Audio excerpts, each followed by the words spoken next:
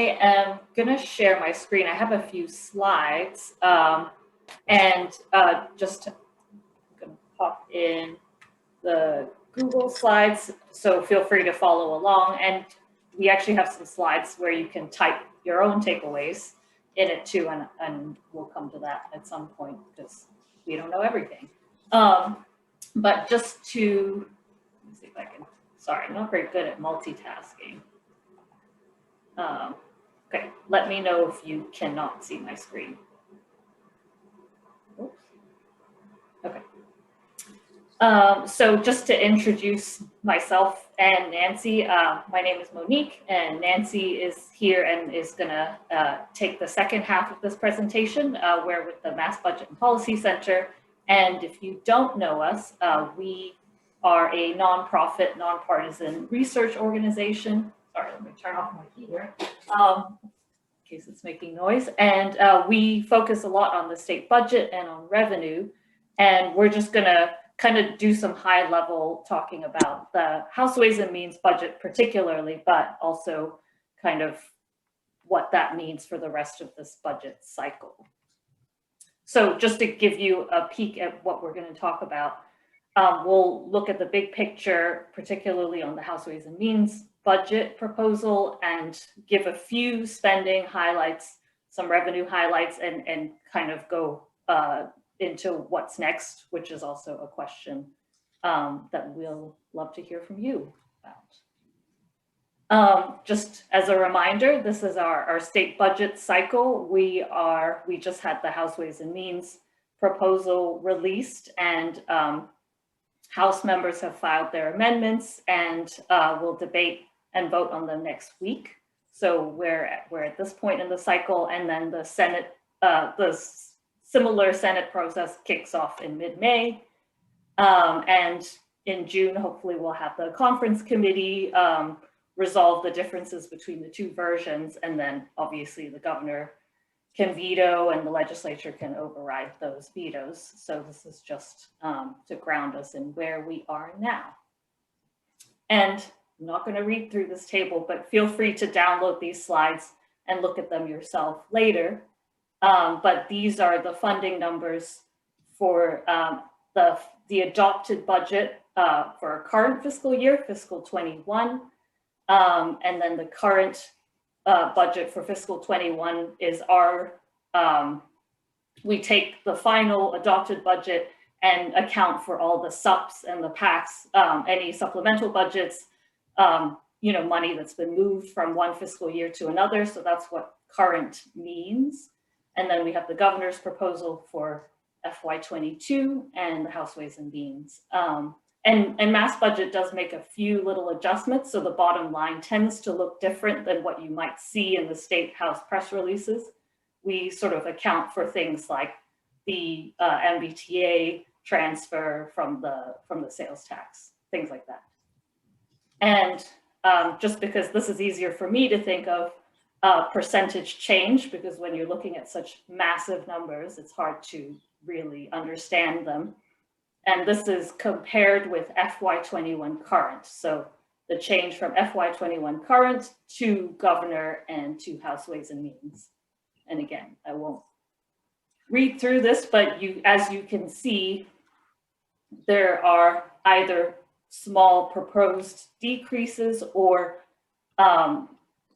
modest increases that really just keep pace with natural growth, whether it's inflation or growth in case numbers and things like that. And just as a reminder, we have our budget browser tool at Mass Budget, and you can track your particular line item. I will say that today it was looking a little funny. Sometimes we have technical difficulties, but if you ever need the data that's underlying this, you can just email us and we can send you a spreadsheet. So the big picture on the House Ways and Means budget, our two sort of big takeaways were that the House Ways and Means budget doesn't lay out a vision for recovery. Essentially, if you look at the proposal, it doesn't feel like we're coming out of a crisis. Oh, is there a question? Nope. Okay, I'm going to keep going. And the second sort of takeaway that Nancy's going to talk about is that a lot of the action is happening off budget, and a lot of that includes the federal revenue that we're getting. So just to start on the first big takeaway, the Ways and Means budget doesn't lay out a vision for recovery. And what do we mean by that? A couple of examples. In housing, we see a 17% decrease, $122 million less, or a proposed decrease compared with FY21 current. Early education, 11% less, $101 million less. And again, you'll hear more about how the off-budget picture affects this. But when you look at the need in both of these areas, you'll see in housing, an estimated 33,000 households had an average rental debt of $6,000 by December. That's according to the Fed. And in Boston, our friends at City Life and MIT have found that eviction filings disproportionately hit communities of color. And so the impact is not equal. And in childcare, we find 1 in 6 childcare spots had not reopened as of February 2021 compared with pre-pandemic times. So the state funding picture, kind of going back to status quo in some areas like housing where we had a crisis even before COVID, doesn't fit the moment that we're in and doesn't make the transformative investments that we have the opportunity to do now. And so the big headline that everybody's talking about is K-12. The Joint Ways and Means Committee has agreed on the same plan, and they are trying to do 1/6 of the Student Opportunity Act, which is a new law to overhaul Chapter 70 funding for K-12 schools. But in Mass Budget's projection of what it takes to do the Student Opportunity Act on the prescribed timeline, their proposal falls short in these 2 specific ways. It's about 90 million short of what is needed to keep pace with the Student Opportunity Act. And this is mostly because of the way their proposal handles enrollment. So the enrollment count last year, during a time when parents were pulling their kids out of school or putting them into private school and things like that, that doesn't reflect the actual number of kids we expect to come back next year. And we're already seeing a lot of these kids come back. So that number was about 32,000 less than the count the year before. And maybe a small portion of those kids will be able to stay in private school, but we expect most of them to come back. So that's the 90 million. And the other area is that the Ways and Means proposal puts $40 million into a reserve account that school districts have to apply for. And as I'm sure many of you know, school administrators are dealing with a lot right now, and an extra application process would be an extra challenge for them. And if the Ways and Means Committee were instead to put this into the Chapter 70 formula, it would help them plan better. Sorry, was there a question? Monique, there's a question in the chat. So the question is, does it net at 50 million when you account for the 40? So is it 90 less 40, or is it 90 plus 40? Right, I believe so. Nancy, correct me if I'm wrong, but I believe so. And I think the case that we are making is that it should, the Chapter 70 formula should be 90 million more. Right. But so yes, at a 40, it's in addition to the 40. It's still 90 less. That's how I understand it. Based on, I'm not our education analyst, but that's how I understand his projection to have been created. Thank you. And a bright spot that I'm sure many here are aware of is in mass health. We've seen Mass Health grow a lot in the past year, but the net cost to the state will be about $38 million less than we expected in January through the governor's budget, thanks to a lot of these federal funds and the extension of the state of emergency. And Nancy will talk a little more about that. But the federal reimbursement is 6.2 percentage points higher than it usually is while we're in the state of emergency. So it's actually costing less, even though by March, about 2 million people were covered by Mass Health, which is a great thing. People are able to continue to receive coverage while we're still in a state of emergency. So that is a great, is a positive.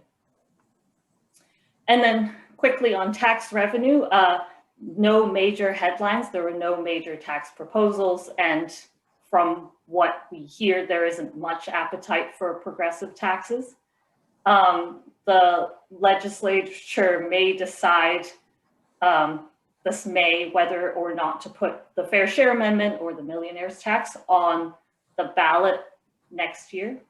Am I getting that right? 2022. And so that is something to keep an eye on.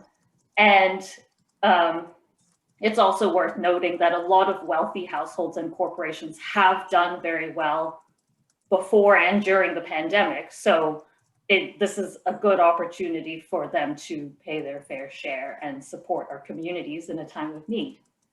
And so the House Ways and Means budget does allow for a $1.875 billion draw from the rainy day fund, which is the state savings account. We might not need much or any of it. It may just be a placeholder while we're waiting for these federal funds to come in and to figure out where it's going. By March, our state tax collections for FY21 had been doing better than expected by about $1.45 billion.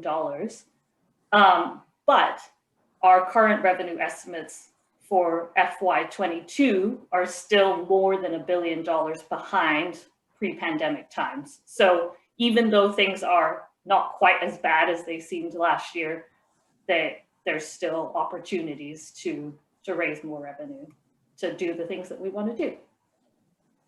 And so I'm going to pause for a second here before I hand it over to Nancy.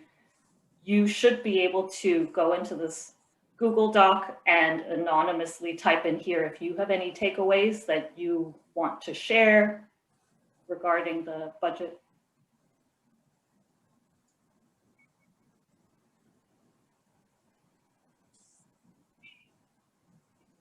You can also type in the chat if that's easier.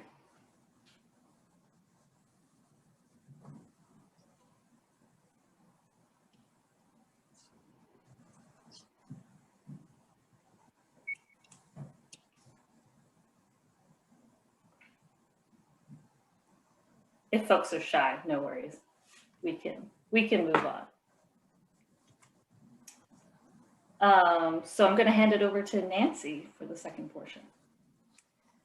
Thanks, Monique. And there was a question which in the chat, which I will try to remember to answer in this portion briefly, but if I forget, don't be shy about jumping in to ask more questions. So, so that's me looking puzzled. Could I have the next slide, please?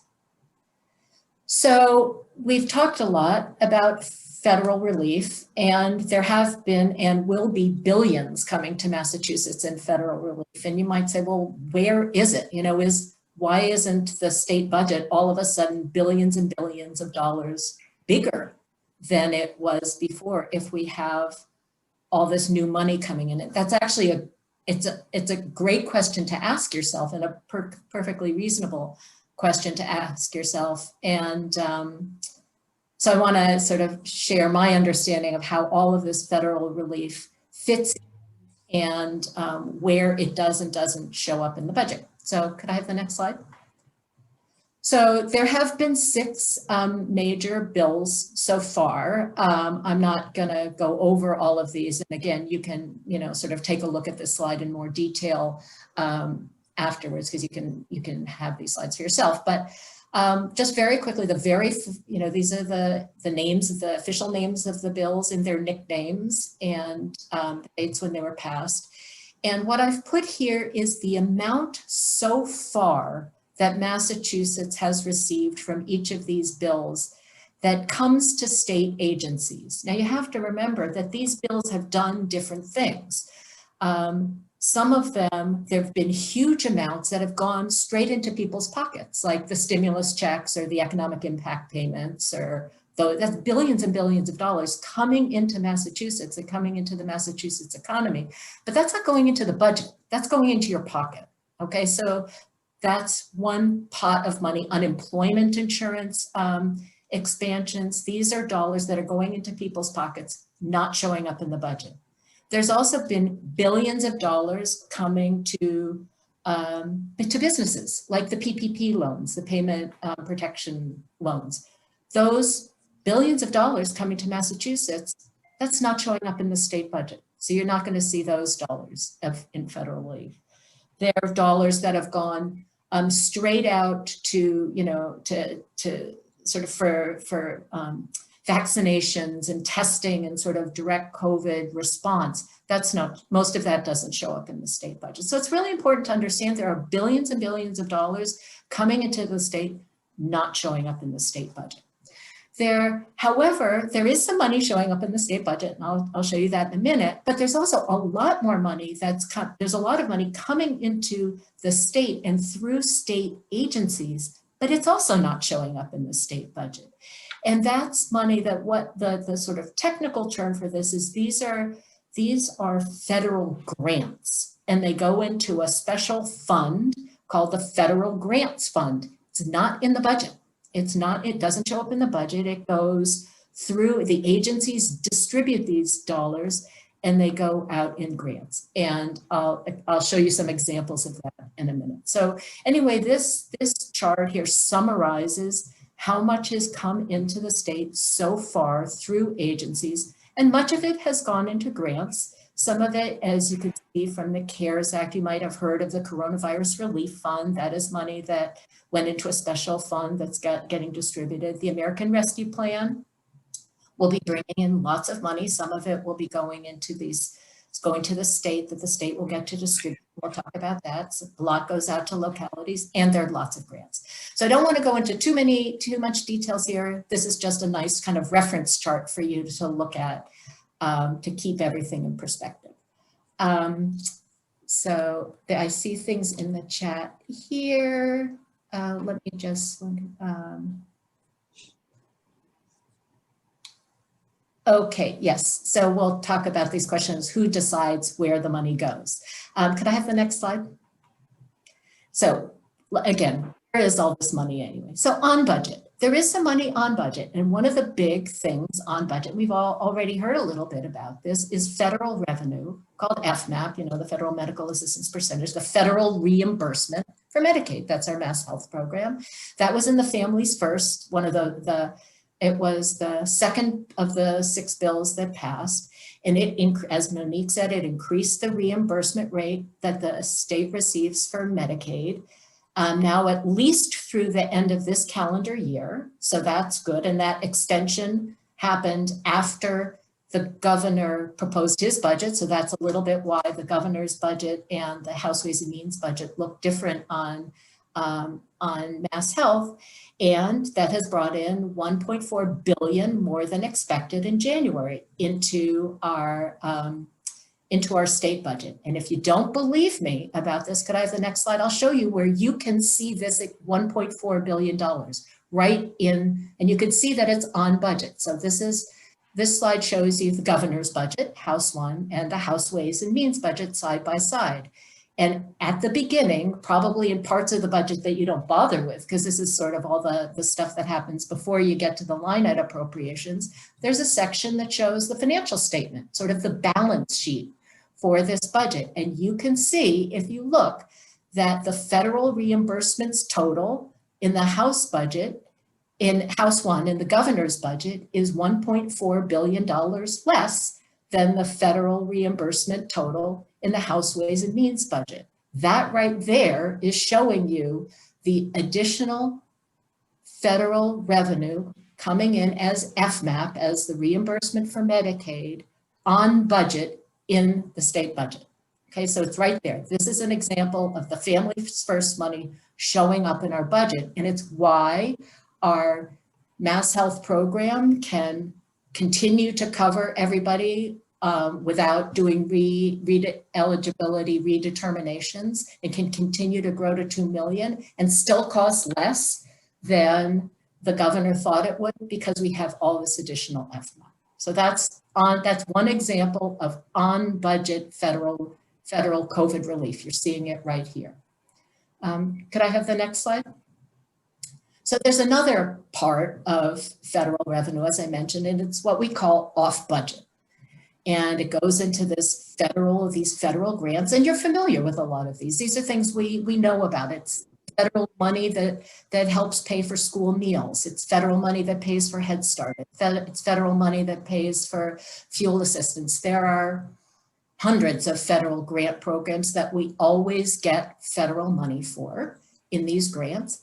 And thanks to these federal relief bills, there are some new grants. And if you don't believe me on this, could I have the next slide? I'll show you where you could actually see this. Now, these aren't line items that you track when you're doing your budget advocacy, but in fact, the budgets always have a thing called Section 2D, and it's where they show these federal grants.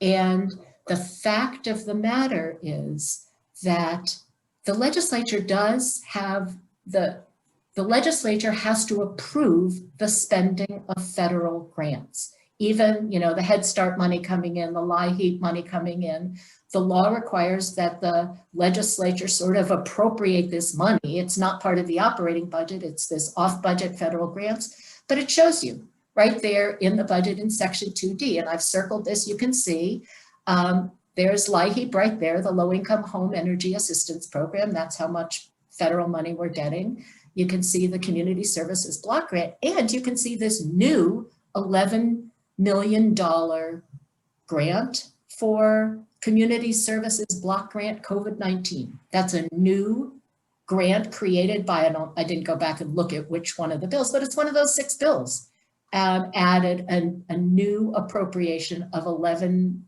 that Massachusetts gets 11 million for, to do this that's available to spend in this off-budget federal grant program. Okay, so that's another example of where this federal money is showing up.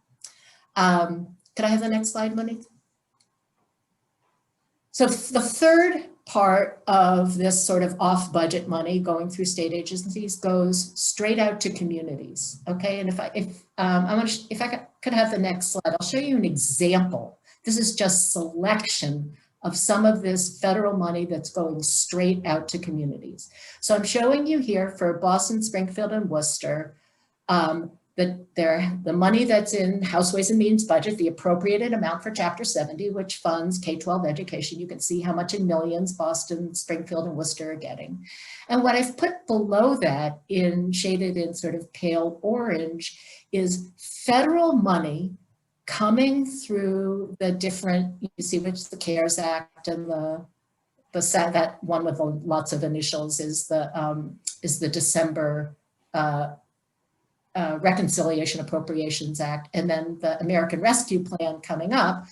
There's pots of money called ESSER, and it's just a federal grant program created in these COVID relief bills that's sending money straight out to communities to support education. It's for elementary and secondary education support. And there was a question in the chat about the issues around HVAC upgrades and the need for so much infrastructure support for schools as they're trying to become COVID safe.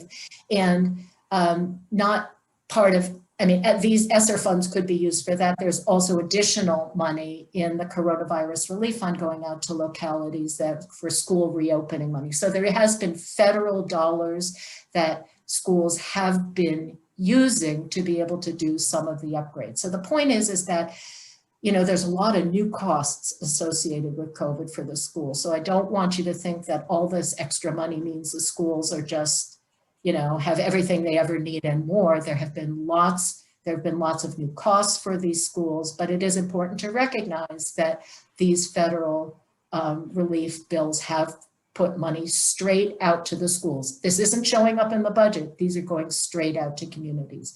Similarly, here's the local aid amount in House Ways and Means. And I just want to mention, I just mentioned that the Coronavirus Relief Fund and the CARES Act, and anticipated from the American Rescue Plan's Local Stability Fund, will send the Coronavirus Relief Fund dollars going out to localities, 121 million out to Boston, 14 million to Springfield, et cetera. And we expect that the American Rescue Plan, don't know yet, but the estimate is that those amounts will go out to the communities from there. So it is important to know that there is a lot of federal relief going straight out to the localities, which says something about where advocacy will need to be, because there's a lot of money going, bypassing the state, going straight out to communities. So could I have the next slide, please? So I do want to mention that that there's a lot of issues around federal funding formulas, and Monique will be sharing some of the work that we at Mass Budget have done that discusses some of this in more in detail. So a lot of these grants and a lot of these distributions out to communities and to the states come from pre-established funding formulas. Okay, so for example, the amount each community gets from the American Rescue Plan money is based on the Community Development Block Grant formula. It's written into the law. That's how much each community will get. End of story.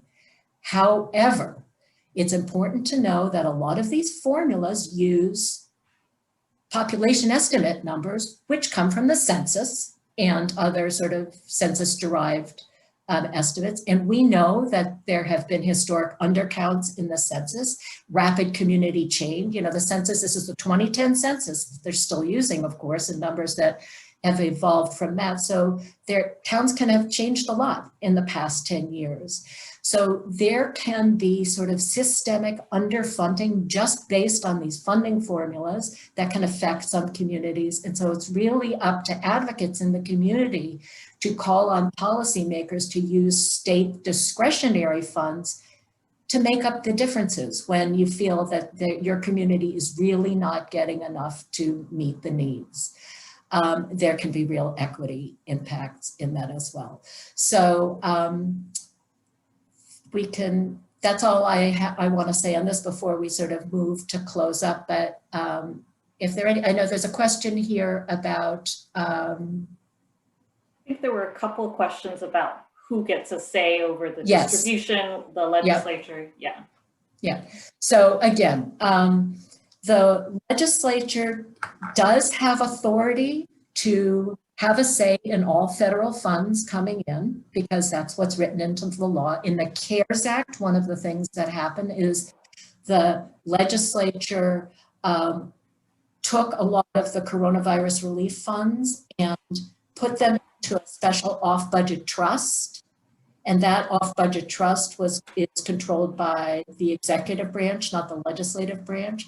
So the legislature needs to be attentive to what are the constraints. If the legislature is going to put these money into a trust, whether that money is an off-budget trust or an on-budget trust, that the legislature would have further authority to have a say in. So the legislature made the decision with the CARES Act to put that money in a trust that was they no longer had the authority to appropriate. So they could choose, I believe, there are others on this call who probably know better than I do, that they could put the money into a budgeted trust and they could then have authority to continue to have decision-making authority about how it's distributed. There's also a question about the,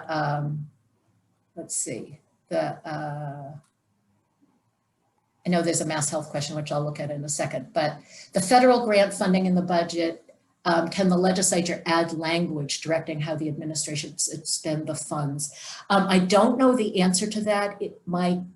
I imagine no, because these grants it's just the state is implementing federal grants. So the state can probably have sort of administrative authority in terms of how grants are implemented, but they wouldn't be able to change anything that's in the federal statute. But I think there are probably others on the call who know the answer to that better than I. And let me just see the question about Mass Health, the 4 billion government would be higher costs. I can't read this. Yeah, so there is this question about there's this additional money coming in, but the caseload is growing and the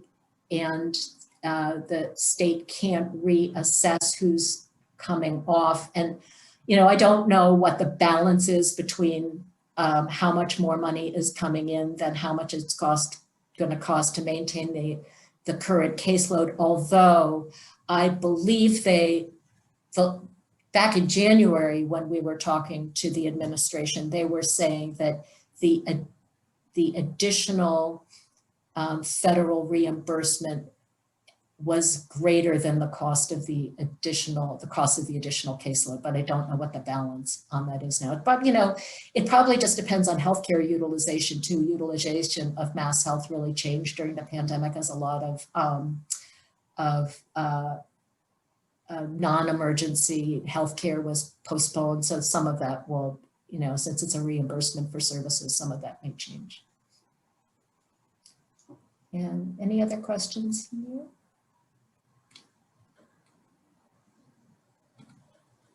Okay, next slide, Monique.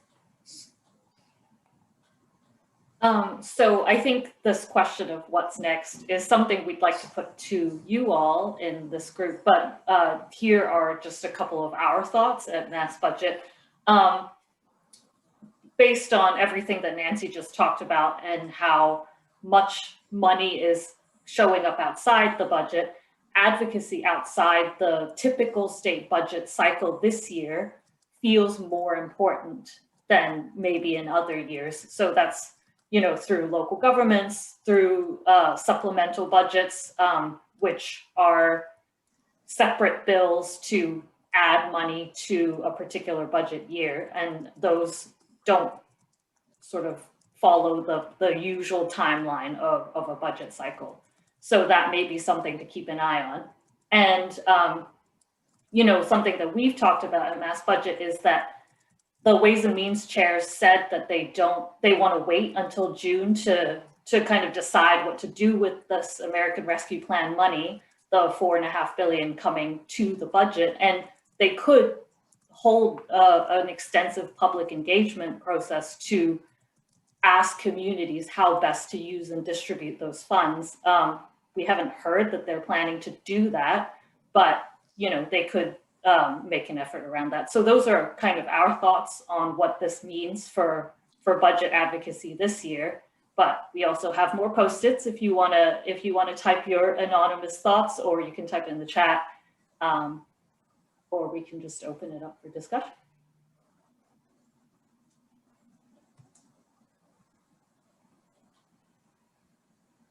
I'm going to stop sharing my screen because it doesn't look like anybody's in here.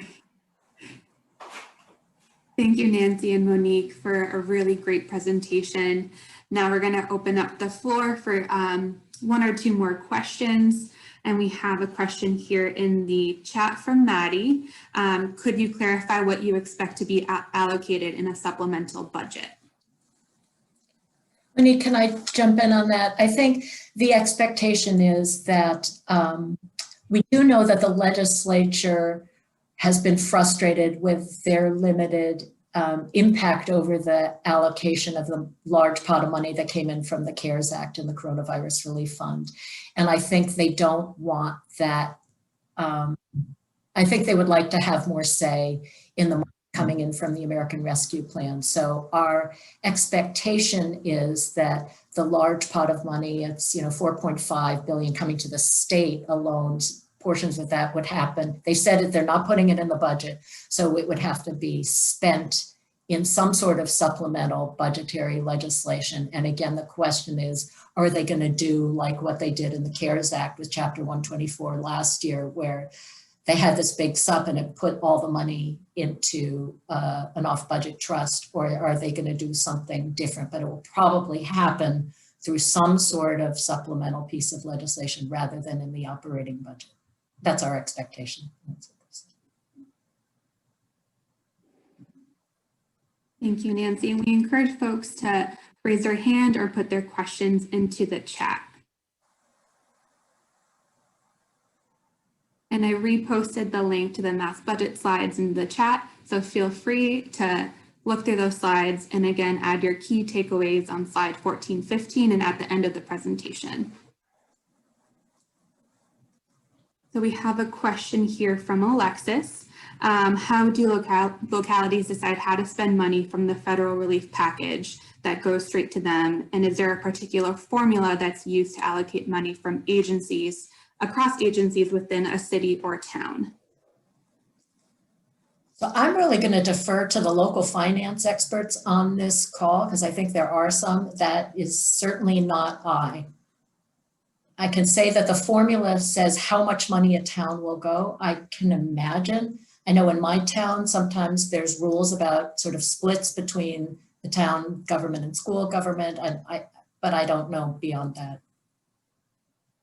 Thank you, Nancy. And we have time for about one more question from Mike here.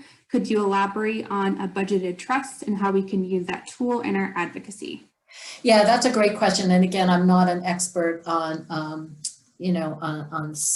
all of the state laws here, but there are different kinds of trust funds. Trust funds are just pots. So think of different kinds of pots to hold the money. And some pots have the language that describes them says that this money is not, that it says it's not subject to further appropriation. And what that means is the money gets put in a pot, the legislature can't get its hands on it anymore, and whoever is in charge of that pot of money, sometimes it's a bunch of trustees, sometimes it's some other sort of set of individuals, those are the ones who get to decide how to use that money. And these trusts are really helpful because things don't always work well sort of in the budgeted. They're public health trust funds that are have been very, very useful for sort of distributing money out into the communities. So that's a non-budgeted trust. It's just in the language says not subject to further appropriation. Not every trust has to be subject to further appropriation. Some trusts can be budgeted trusts, and it just means it's another sort of designated pot of money that the legislature has the ability to allocate. So our transportation, the line items that fund transportation in our budget are funded by the Commonwealth Transportation Trust, which is a trust fund that's just a budgeted trust. It's just one of the pots of money that is used to fund the state budget. Thank you, Nancy. Again, thank you, Monique and Nancy, for your presentation.